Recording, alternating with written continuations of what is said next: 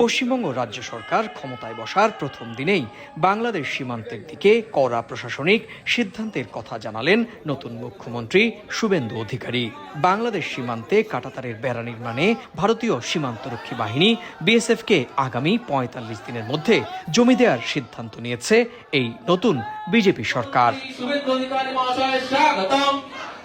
বিজেপির নতুন রাজ্য সরকারের সিদ্ধান্ত এখন থেকে বাংলাদেশ সীমান্তে আরও কড়া নজরদারি চালাতে এবং অনুপ্রবেশ ঠেকাতে আটকে থাকা কাঁটাতারের বেড়া প্রকল্প নতুন করে চালু করা হবে।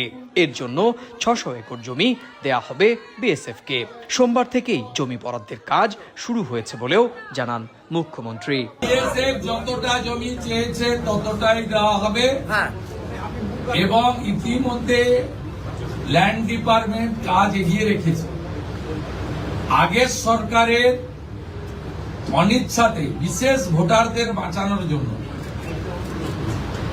অভারতীয় অবৈধ অনুপ্রবেশকারীদের বাঁচানোর জন্য তারা ভূমি দপ্তরকে কাজ করতে দেয়নি। রেইনবো অ্যাক্রোপ্লাস্টে অ্যাক্রিলিক এমালশন থাকায় মুছে ফেলা যায় যে কোনো দাগ সহজেই। রেইনবো পেইন্টস, কালার অফ জয়।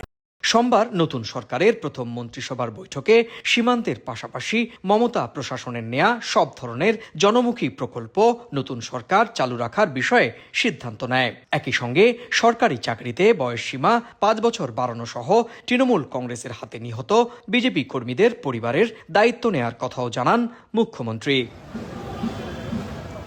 এর আগে সল্টলেকের সরকারি বাসভবন থেকে মুখ্যমন্ত্রী শুভেন্দু অধিকারী রাজ্য বিজেপি সভাপতি শ্রমিক ভট্টাচার্যের বাসভবনে যান। সেখান থেকে একই এলাকার রাজ্য বিজেপি সদর দপ্তরে দলীয় নেতাকর্মীদের সঙ্গে সাক্ষাৎ করেন। এরপর রাজ্য সরকারের অস্থায়ী কার্যালয় নবান্নে পৌঁছান শুভেন্দু অধিকারী।